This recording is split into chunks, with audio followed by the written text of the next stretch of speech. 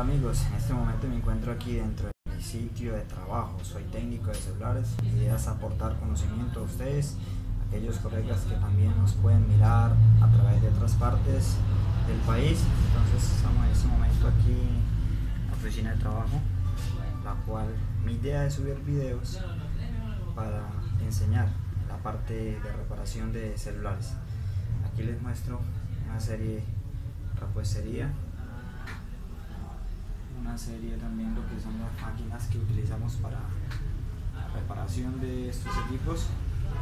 En fin, entonces ya vamos a hacer videos para estarlos subiendo a todos ustedes y mostrándolos. Pueden mirar una gran variedades de táctiles, touch, LCDs.